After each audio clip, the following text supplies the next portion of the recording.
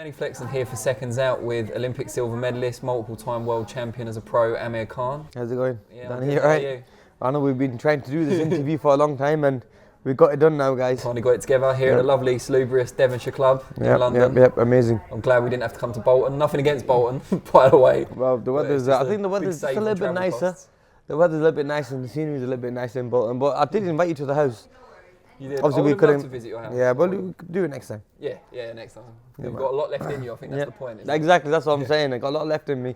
So hopefully this time next year we might be sat here at my house doing this interview. So, yeah, 100%. Let's take you back a bit to start off. A question you've been asked a million times before, but it seems like the right starting point. What first got you into boxing? What first made you want to take it up?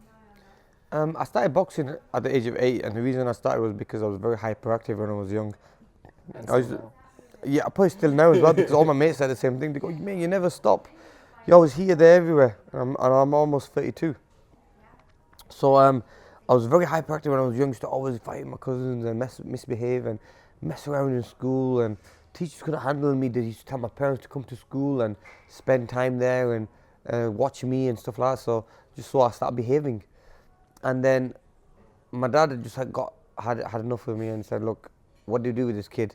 So he took me to a boxing club around the corner. Now any parent would think boxing is only going to teach you more violence, but no, he did the opposite to me. And when I went to the boxing club, I loved every bit of it. That I started to behave in school. I started to, change the way I kind of started to live, and I stopped fighting outside, stopped misbehaving, because my dad used to always say to me that if you misbehave, then you're not going to go to the boxing club. So I used to love it that much that I used to always behave, and since then, I never looked back, man. My behaviour started to change in school. Where school teachers then started to write letters to my family saying that, Amir's been such a good student now, or what have you done to him? So it's boxing that changed me, Boxing is what changed my life, and so I just diverted my energy into something positive. You know what I mean? Instead of using it on the streets or using it outside and on the playground, I diverted it into boxing. So all my energy used to go into boxing. But I'm still that hyperactive kid. Sometimes it might come out. But I have to kind of just remember that I've got millions of people watching me, and that keeps my feet on the ground and keeps me a bit mellow. And you started, was it Bury ABC? No, I started at Bolton Lads and Girls Club. I started there. Well, my first trainer was a guy called Tommy Battle. I started with him in Bolton in an old factory. When I walked in, I remember it used to be freezing cold, smell of blood, sweat, steam on the mirrors. And then from there, that gym closed down. Then we went to Bolton Lads and Girls Club. From Bolton Lads and Girls Club, I went to Bury. And most of my career then as an amateur was at Bury for a very long time. With Mick Jelly, yeah. And then from there, I moved then turned professional, yeah. How much of an influence was Mick Jelly on your career? Mick was one of the best trainers I've ever had, because... And you've had a lot of trainers. And I've had a lot of trainers, honestly. You can go down the list. I've had top name trainers. But Mick was one of the best trainers out there, because he told me, and he didn't look at it being like an amateur coach, everything he did for me was like a father figure. He used to look at it like a father figure, like what's the best for Amir Khan? What's the best for, if I remember when after Olympic Games, I got a contract that would turn professional, and when he saw the offer that was made, he was like, "Oh my God! I mean, I'm an amateur coach. I would not let you. I would not like you leaving the gym, but that offer you got, Amir, you have to take it, because no professional I know in history has ever had a deal like that on the table. Yeah. You have to sign it, and that showed me a lot about Mick Jelly, because he was very true. I mean, he could have been an amateur coach who said, don't do this, don't do that, because he knows he's getting a lot of publicity for having me in the gym and everything else. Looking after his own interests. Yeah, but he didn't look after his own interests. He looked after me there. He said, "Look, Amir, take that deal." And that made me realise that every fight I've had since, and as a professional, he was at every fight. I flew him over to the fight as well, paid for his hotel, paid for his flight, and he gets front row ticket. So, I mean, that's my loyalty back to him, where he gave me some great advice. You went to the Olympics, obviously, as a 17-year-old back in 2004. The Olympic programme in Great Britain wasn't the heavily funded programme it is now. It was, no disrespect to it, but it's come on leaps and bounds since. Yeah. How much of an achievement was it for you to win a silver medal from that position? It was for me, it was a massive achievement. I mean, in a way, I used to pay for everything myself. I never used to get no lottery funding or anything at the time. The only money I got from lottery was every 4 months I used to get £500, which is no here, no there, really. I mean, really? doesn't even pay for my subs at the gym. I used to train every day, you know. So I did that, and I used to get that. But then, as soon as I won the medal in the Olympics, because England had to win one medal to get the next 4-year funding. So I could have turned professional straight away, but I didn't. I did a favour for the ABA. I stayed amateur till they got the funding secure. I stayed for another year to make sure that they are going to get the funding secure, and then I turned professional. So in a way, I looked out for the amateur boxing, the whole amateur boxing organisation. If I hadn't stayed, if I had just turned over straight away, then they would never have got that funding, because they only had one medal that they had. He's gone. So when you see what the amateur program's gone on to achieve since, and we're expected to win a multitude of medals every it's amazing to see that now. So do you see that as part of your legacy? I mean, because without, like you said, without you, the funding may not have been secured. Yeah, if the funding wasn't there, then you would not have got the 2008 Olympians, and then decided to believe in the youth as well, because I was 17. Decided to believe in the young fighters to give them a chance.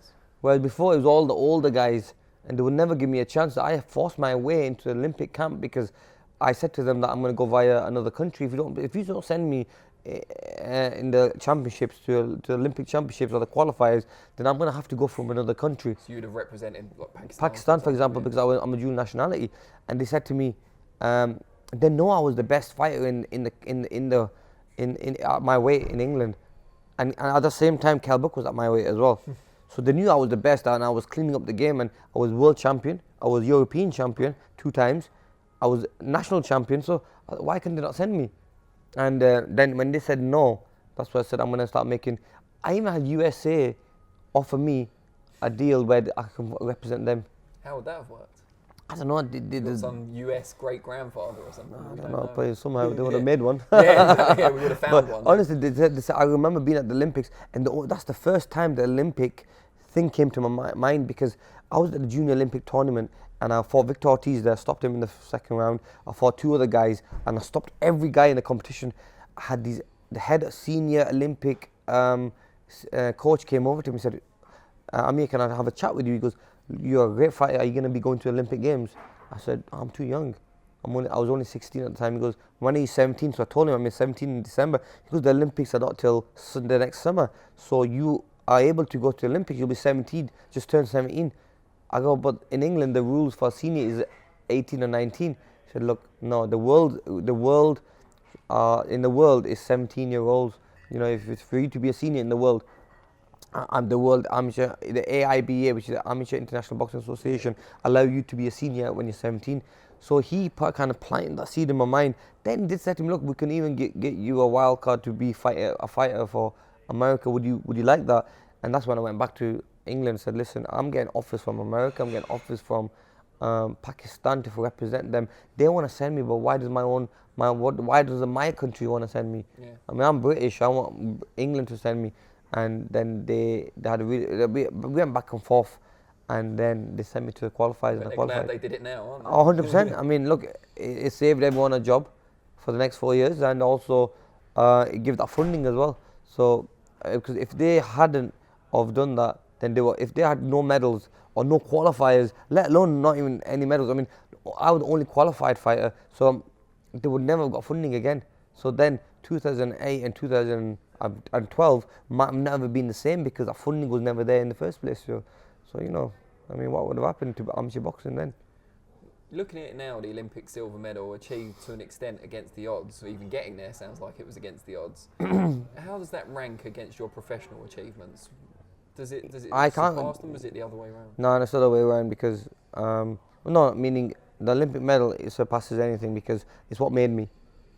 Without the Olympics, I would never be in this position where people know who I am, and it's the Olympics that made me. Honestly, like, I walk the streets, and people who are not into boxing but watch the Olympics still come over to me and shake my hand and take pictures with me. I have a lot of non-boxing fans that come over to me and say hi, and I think they know me from the professional boxing, but they don't know me from the amateurs. And I still get people till this day that say, oh, we remember seeing you in the Olympics, and I'm like, wow, you're talking like a decade ago, you know. But it's just amazing. That's the power the Olympics had, and everybody saw it. And I was in Athens at the time when the Olympics were. I had never known. I had never been on the front page of a newspaper. I was never on television that much, only on the local news and stuff. So when I was national story, and one time when the reporter showed me that Amir, you're hitting every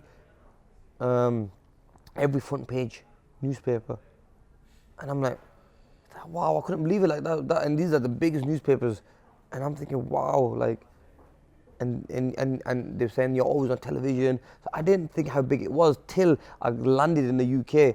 And when I landed, when I walked off the airplane, I looked at a few people and they started shouting, Amir, can we take a picture? Can we take an autograph? And I'm thinking, no one's ever asked me for an autograph in my life. I don't want an autograph.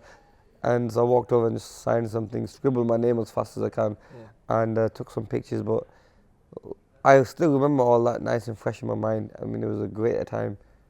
I'll never forget that because it's what made me. Let's talk now about your professional career, something of a veteran now, a far cry from the 17-year-old who shocked the world. Yeah.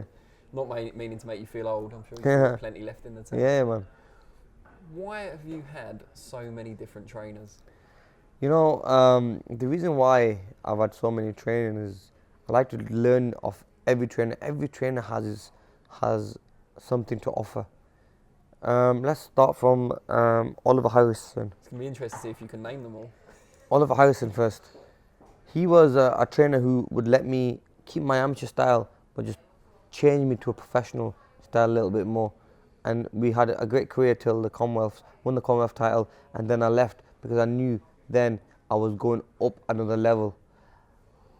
So from there, I went to Dean Powell. Dean Powell, only for one fight. Only for one fight because it was in between me doing a deal with my new trainer, the next trainer in America, which was Freddie Roach. So Dean Powell stepped in quickly. Jorge Rubio. Oh, sorry, yeah. Jorge Rubio was before that, yeah. I know you might want to forget him. Yeah. Yeah. So after Dean Powell, we were still looking at some trainers. Then I went to Miami. Before we done a deal with him, I got Dean to do the fight because it was just a short notice. So Dean did the fight, and then I done a deal with Jorge Rubio. That was against the Prescott fight. Everything was going well. I did not know who Prescott was. Obviously, a trainer normally doesn't pick an opponent. He said, "Oh, you should fight this guy." So I picked him. I said, "No problem. Pick who you think I should fight." So normally the promoter at the time was Frank Warren, and he picked Kevin Kelly. Okay. At that time, and Rubio said, "Oh no, I'll leave Kevin Kelly. Let's pick Prescott."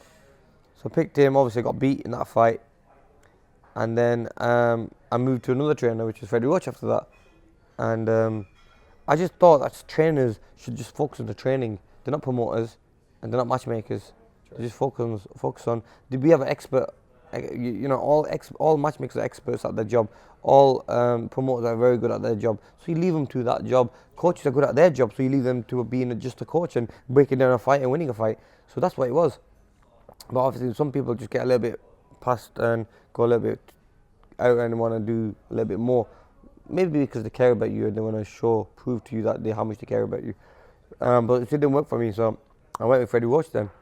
And then went with Freddie. First time I went in the gym, put me in the ring with Manny Pacquiao to spar with him. And now I know, when I thought about it, I thought, I've just come off a loss. He's put me in with one of the best pound fighters who was training for Oscar De La Hoya. Is this mad? Is this guy mad or what? But I went in there and I did so well against him that my confidence went from here to there. Just with that one sparring session, because I thought, wow, I still have it in me. And even that loss against Prescott was just a little glimpse in my career. Smart move by Freddie in hindsight. Yeah, that's what you have to say is he put me in there, and then Manny started saying, "Look, you're a great fighter. Can we do more sparring? Like honestly, you helped me so much. Your speed is so hard to catch." And so that confidence he gave me was awesome. And then from there, we won multiple world titles with Freddie, and then won unified world title, super lightweight as well, yeah. And then I left Freddie after the fight against Peterson. Sorry, not Peterson, Garcia. I wasn't getting that much time from Freddie because obviously Manny was at his game as well. So I was always traveling from Philippines and back, Philippines and England, and it was too much for me. I couldn't take it. And then I left Freddie, and I remember when Freddie said to me, "Look, we can change all this, and we can make sure that I give you more commitment to you." But it was a bit too late then. I had made my mind up I was going to leave. Anyway, went to Virgil Hunter. Great career with Virgil. Had some big fights with him. Got some good fights at the way. Got beat some good names. Yep, modified my style. And then obviously he got sick. And that's the reason after Canelo fight. Now Canelo fight where Virgil was one of the guys who really didn't want me to fight Canelo, but obviously I wanted to prove myself. I wanted to show what I'm made of. And I wanted the Canelo fight, and he was like, look, Amir, it's a tough fight. But then, end of the day as a trainer, he goes, look, if you want me to train you, I will train you to the best, where we will beat this guy, but it's going to be a very, very hard fight. And you have to stay disciplined throughout the whole fight. And to be fair, Virgil Hunter in an interview with me before the fight, just before it was agreed, so months before the fight itself, did say that he didn't want you to take that fight. But look, I said. So it's not being wise after the event. He never wanted you to take it. Yeah. So and that's why you call it a good trainer, because he cares about me, doesn't care about the pay packet. Exactly.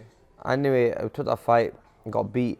Then Virgil got sick, and that's the reason I then went with Joe Goosen now. So Joe Goosen, then I did 2 fights with Joe Goosen against the Greco. I want to say a big thank you to Joe Goosen for stepping in straight away. Joe Goosen stepped in straight away, great guy, great coach. Stepped in straight away and said, Amir, look, it was only one phone call, and he said he came to the Bay Area, we trained together, I liked him, and we started training, and then the Greco fight went so well. You know, my defense was a little bit tight, and boom, I caught him with a good shot, and I put him away. And then the fight after that was Vargas, did a job on Vargas as well. So, you know, at the moment, Joe's helping me and made me a better fighter. I love going to the gym in America, in California. California is a beautiful place to train, warm, hot gym, close the gym up for me.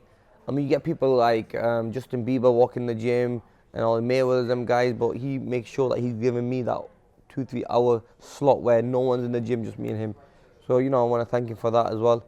Was the Vargas fight tougher than expected? You know, it was tougher. Tougher than you expected. No. Tougher than most people expected. Yeah, you know why? Because when we announced that fight, we gave him 12-week notice. Now, look, even if I was to fight, say if I was to fight someone like Triple G, for example, or someone like whoever, say someone like Canelo, for example. Say if I'm like, you're going to train so hard in that fight that you're going to make sure that you give it all, because that fight could make you a superstar.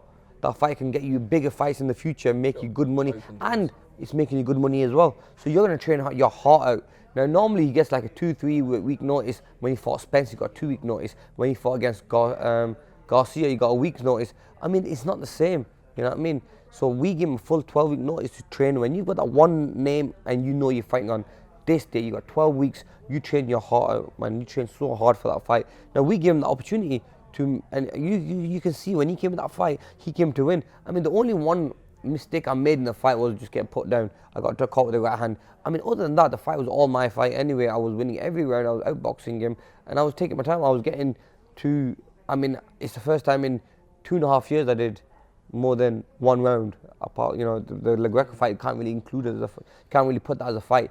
But, you know, it's about me getting my ring roster, and it's just what I needed.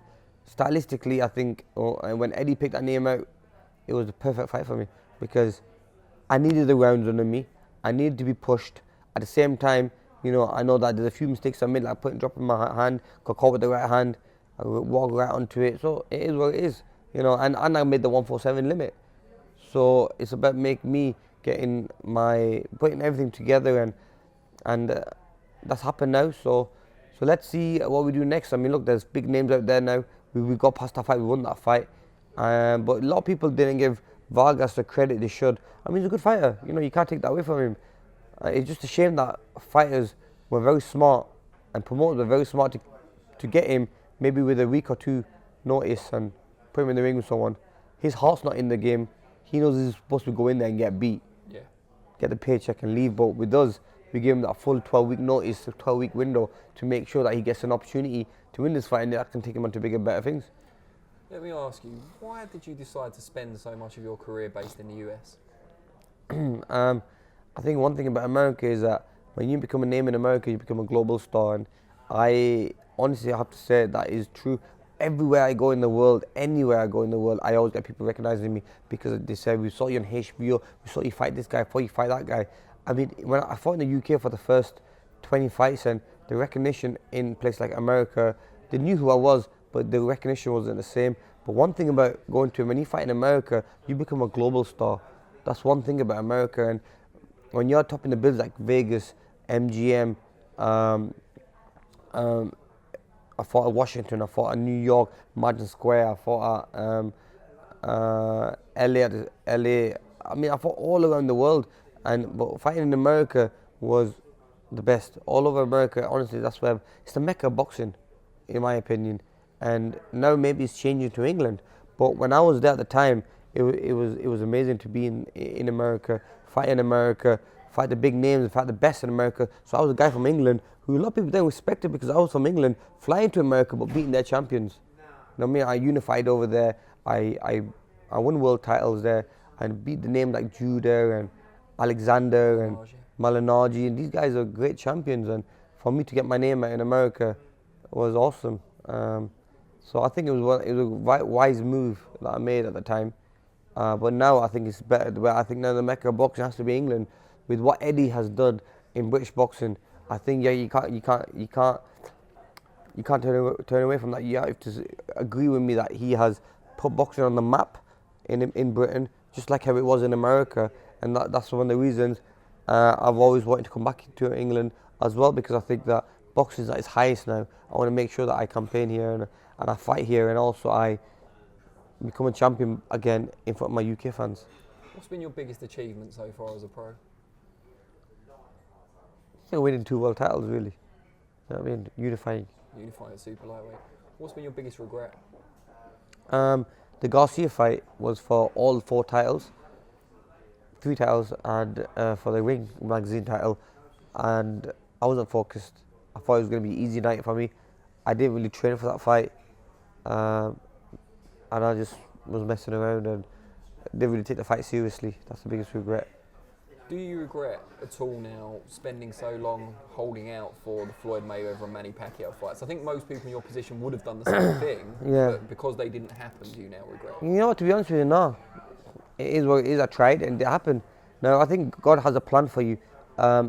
Even though holding all that time, a year or a year and a half, it give my body a break as well. Normally we train so hard and work so hard that our body needs that break, but we didn't really get that break, you know. So this time I got that break when I had that wait, when I was waiting around for those big fights. So that's kind of helped my body to heal up and come back stronger, really. Let's talk a little bit about outside the ring. You're married, you're a father to 2 daughters, 4 years old and 7 months old. How has marriage and fatherhood changed you as a person? It's changed me a lot. I mean, I'm a single young lad before. I used to always go out and about, do my thing. And obviously fatherhood does change you, and being married changes you, makes you more focused in life. Everything you do for your family. Everything you do, you want to do for your kids to have a better life and an easier life. Not a life where they're going to be spoiled, but a life where they're going to be appreciating what their father did for them. And also when they see me working hard, they're going to be like, okay, wow, you know, we have to work hard like our father did. Also, I want them to be comfortable in life. So let's see, you know, it's one of them things. Fatherhood, it definitely changes a person. It keeps your feet on the ground, and you know, them days have gone where I want to go out on a night out, chill with my mates, go on holidays. I mean, I'm a family man. I enjoy that, and I think as a fighter, having a family definitely makes it a little bit easier to, you know, to manage your boxing with it as well.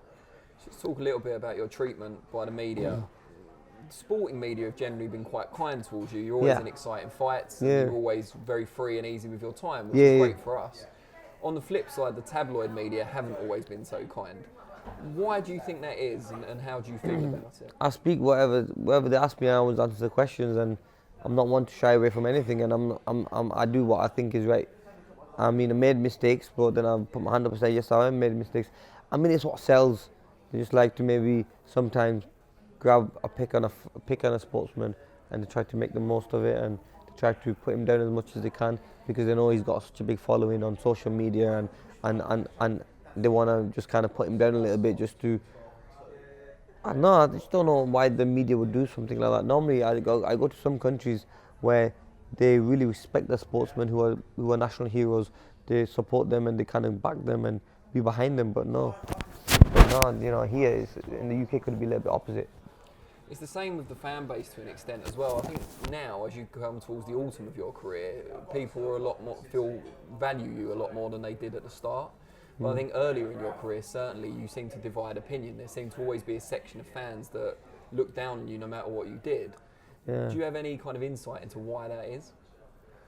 Look, at the end of the day, I get a lot of hate. I get a lot of people looking down and saying they don't like you, but they don't know me personally, and they're always gonna say that. You know, when you get things given to you, and you make a lot of money, and you be Do you financially. think that's where it comes from? Envy, jealousy. Envy, a lot of jealousy. Yeah, I mean, I as a young fighter, I made a lot of money in the game, not because I was given it. I mean, I earned it. I trained very hard and won hard fights.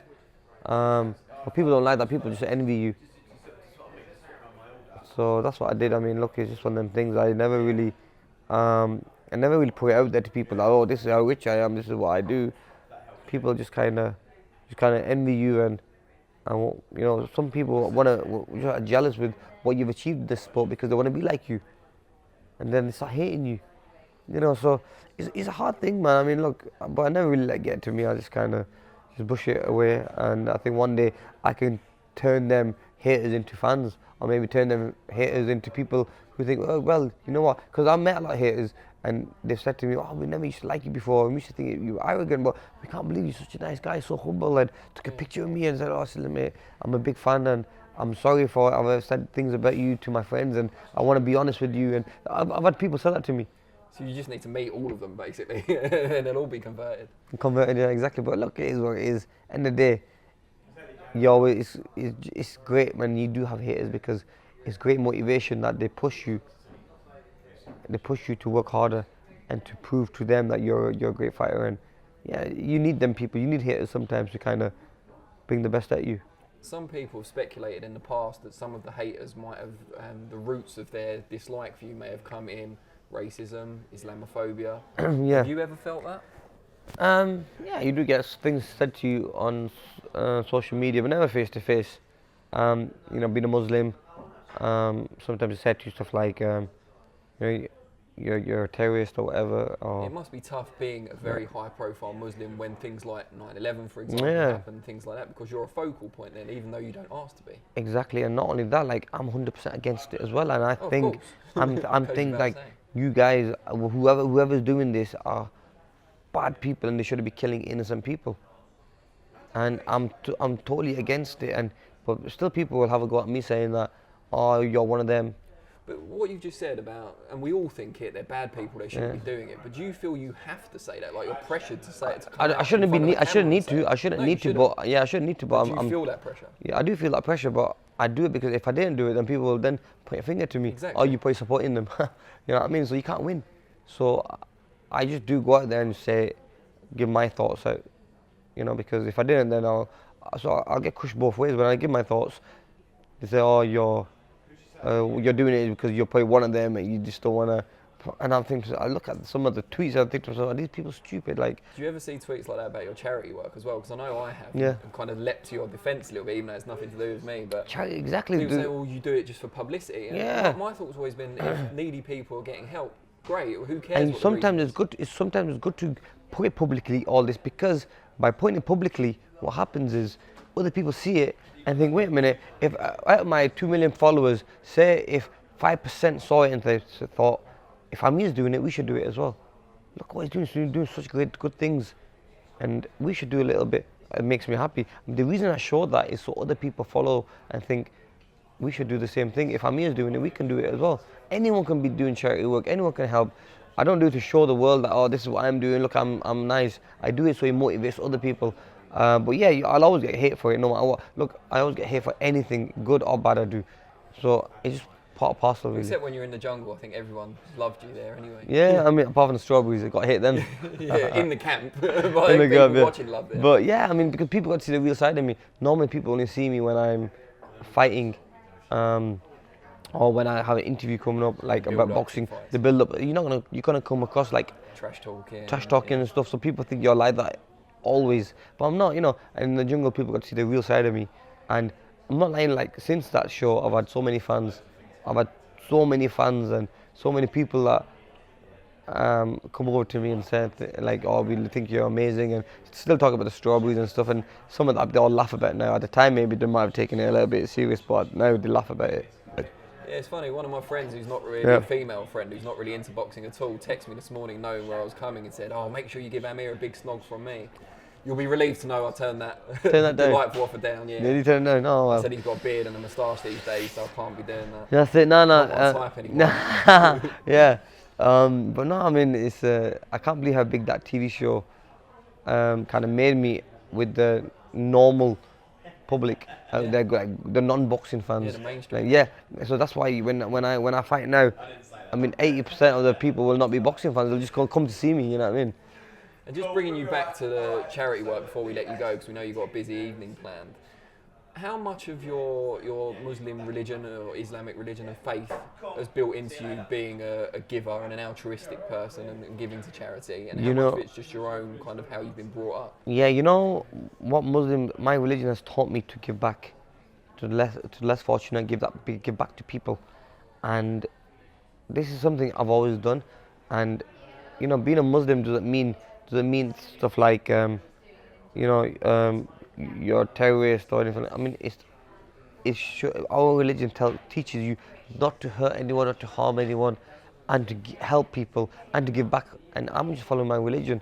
You know, I'm helping people. I'm doing a lot of charity work, and it gives me peace. Honestly, it does give you peace. I mean, one day when I go to like Gambia or when I go to one of these organizations that I have, I'll take you with me so you can get to experience what I go through, and you will see for yourself the amount of peace and happiness it gives you when you put a smile on someone's face. And that's what I'm doing, you know, and I love doing it now. It's become it's become part of my life now, helping people. And I get so many messages from people. I can't help them all, but I try my best to help as many as I can.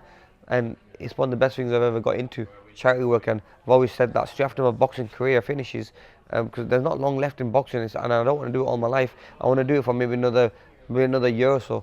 So straight from there, I'm going to go into charity work. It's something I love doing. Going to charity work, it gives me the same buzz. It gives me the same adrenaline rush. I'm going to go straight into that, and then just start helping people around the world and start giving back. So final question, as you said, you haven't got long left in boxing. And it looks like the next chapter could begin with Kell Brook in March, not confirmed yet, we should say, but hopefully that's going to happen. What's it going to take and what's left of your boxing career for you to be satisfied? I mean, look, there's fights like Kell Brook, there's fights like Crawford, there's big names out there, you know what I mean? These are names I want to be in the ring with. I mean, look, if Lemonchenko wants to come up a little bit and I'll go down a little bit, I mean, that's another fight there. I want to fight the big names in boxing. I want to fight and beat them, and then and leave a great legacy behind. I fought the best, beat the best, won world titles, went to Olympics. I've done everything I wanted to. I've done probably more than what I ever achieved to do, you know. So I'm very lucky to be in this position, and I'm happy. I'm just going with the flow now and just loving every bit of boxing. What would you like people to say about you when you're finished? I did it for myself, where I wanted to prove to myself how good I was going to be. I want people to I think people will start remembering me when I'm finished. They'll think and look back and think, you know what, he wasn't a bad fighter really. He was good. We do miss him. You know what I mean? I bring excitement to boxing. I bring speed, power. I bring everything to boxing I can bring to, and I know what people are gonna think. I know I'll miss the sport. That's one thing about it. I'll miss the hype around it. I miss the buzz going in the ring and everything. But let's see. Brilliant. Well, Amir Khan, thank you for your time. Thank you very much, man.